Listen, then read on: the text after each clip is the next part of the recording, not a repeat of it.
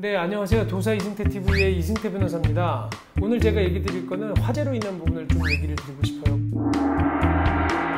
사실은 여름철이기 때문에 화재가 뭐 이렇게 많이 발생하지는 않지만 그래도 종종 왕왕 화재가 굉장히 많이 발생합니다. 우리 통계자를 보면 1년에 수백 건이 넘는 화재가 크고 작은 화재가 발생한다는 거거든요. 이 사건도 이제 공장에서 발생한 화재예요. 근데 화재로 발생한 사건이 항상 제일 어려운 게 원인 규명이거든요. 원인이 어떻게 해서 발생한 거냐. 이 사건도 한번 보시면 공장을 이렇게 1동, 2동, 3동 3개의 동을 소유를 하고 있었어요. 근데 2동의 경우에는 이 소유자가 직접 점유하고 있었고 1동하고 3동은 다른 사람에게 임차를 해준 거예요. 그래서 임차인이 1동과 3동을 점유하고 있었어요. 근데 화재는 어디서 발생했냐면 1동과 3동의 그 사이 배수로가 있었거든요. 그 배수로 사이에서 플라스틱 소재 펠릿을 여기다가 좀 이렇게 적치를 해놨던 거예요. 근데 화재가 그 배수로에서 발생했어요. 그러다 보니까 이제 어떻게 이가 나왔냐면 1동과 3동 사이에서 화재가 발생한 건 확실하고 또 그게 누구 소유에 있냐면 임차인 B 소유의 플라스틱 펜 소재인 펠릿에서 발생한 것은 명백합니다. 명탐정 코난도나 나오는 얘기인데 이거 누가 그러면 책임져야 되는 건가?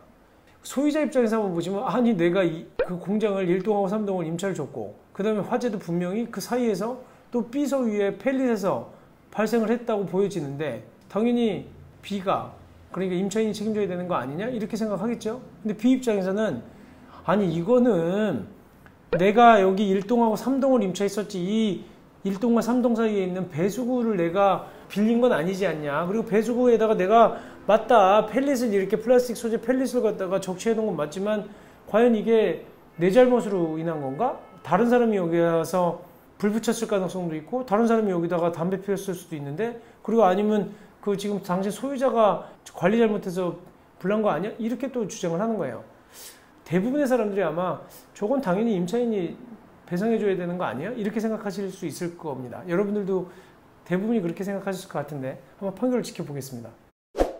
원고가 주장하는 거, 원고는 이 사람이 꺼낸 무기는 390조예요. 민법. 내가 당신한테 이 건물 임차해줬다. 근데 임차해줬다 보니까 채무관계가 있잖아요. 그럼 채권 채무관계가 있으니까 채무불이행이라는 거예요. 무슨 얘기냐?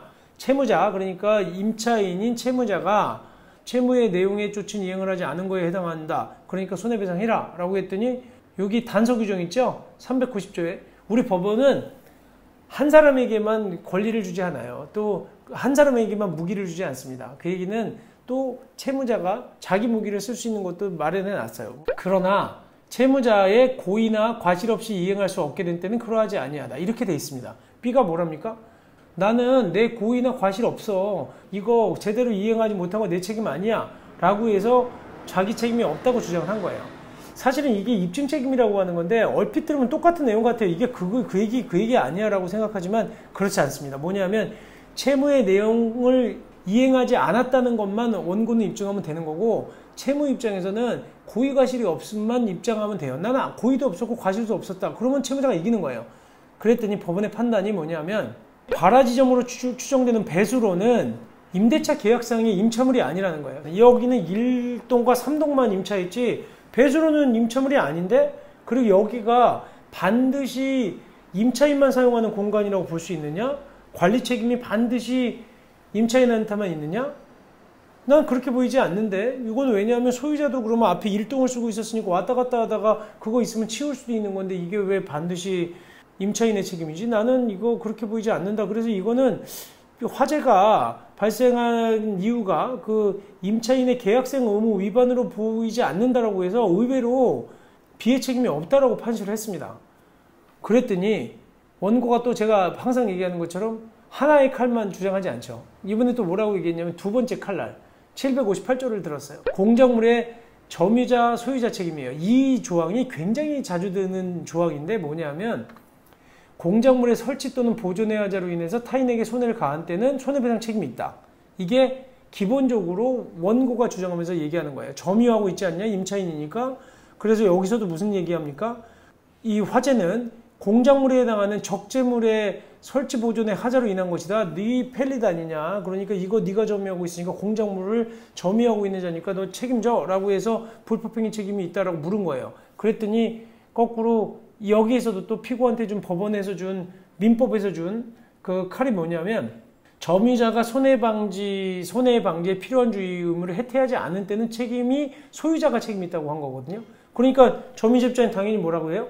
나는 이거 손해방지에 필요한 주의 의무를 다 했다라고 또 주장을 한 거예요. 결국은 나는 책임 없어 이렇게 주장을 한 겁니다. 그랬더니 결론은 뭐라고 나왔냐면 적재물의 재질은 플라스틱이긴 한데 이 위험물 안전관리법상의 위험물에 속하지도 않고 그리고 또 주변에 인화성이 강한 물질이 있었던 것으로 확인되지 않기 때문에 이 건물이 사회통념상 용도에 따라서 통상 갖추어야 될 안전성을 갖추지 못한 상태에 있다고 볼 수 없다. 이렇게 판단한 거예요. 어렵죠? 내용이. 그러니까 뭐냐면 이 건물을 그 점유하고 있던 임차인이 이거를 관리할 때 이 정도 관리한 거 가지고 그냥 본인이 이 공작물 자체에 대해서 안전성을 결한 상태로 내버려 두지 않았다는 거예요. 그러니까 어쩔 수 없이 이 정도는 그냥 적법하게 사회통념상 볼 때 적절하게 우리가 관리했었다라는 얘기를 하는 거거든요. 그러다 보니까 결국은 원고가 입증해야 될 부분, 이 안전성을 결한 상태였다. 이 공작물, 이 부분을 입증하지 못했다는 거예요. 그래서 이 부분도 패소했습니다. 그래서 결국은 이 소유자 입장에서는 임차인에 대해서 아무런 책임도 못 물었던 거예요. 결국은 이 책임은 누구의 책임이냐? 그냥 임차인의 책임은 아니고 소유자가 뒤집어 쓸 수밖에 없는. 이건 뭐 결국은 나도 점유자인데 내가 내 건물 관리, 그 다음에 이 배수로 관리를 잘 못했기 때문에 그냥 당신이 책임져. 이렇게 된 겁니다. 그러니까 실질적으로 누가 불렸는지는 아무도 모르죠. 소유자 입장에는 굉장히 억울하지만 또 한편으로는 점유자 입장에서는 또 내가 뭐 여기다가 그 펠릿 갖다 놨다고 해서 꼭 반드시 내가 책임져야 돼. 이건 내 책임만 있는 건 아니지 않아? 이렇게 판단을 한 겁니다. 그러니까 법이라고 하는 게 우리가 생각하는 거랑 굉장히 많이 다르게 가요. 어떻게 보면 이런 것 때문에 국민들이 법을 불신하나 이런 생각도 들긴 하는데 법에서는 책임의 소재를 이런 여러 가지의 무기를 가지고 나눠주거든요. 너가 입증할 것과 입증, 누가 입증해야 될 것, 당신이 입증해야 될 것, 이거를 배분해 주다 보니까 이런 문제가 생기는데, 그래서 제가 지난번에도 한번 그런 얘기 했죠. 소송은 진실 게임이 아닙니다. 증거 게임이에요. 우리나라의 같은 법구조에서는 더군다나 증거 게임이기 때문에 굉장히 증거를 어떻게 세우느냐에 따라서 완전히 법원의 판단이 달라질 수 있다는 겁니다. 오늘도 제가 살펴본 거는 결국은 소유자가 너무나 억울하다 이렇게 생각하시는 분도 있고, 아니다 임차인이 그렇다고 해서 자기가 다 모든 책임을 뒤집어 쓸 수 없지 않냐 이렇게 보시는 분들도 있을 것 같습니다. 근데 결론은 1심 법원의 판단은 임차인은 책임 없다 이렇게 판단이 났다는 거거든요. 더 궁금하신 게 있으면 저를 찾아오십시오. 제가 더 쉽게 명쾌하게 얘기를 드리겠습니다. 네, 감사합니다.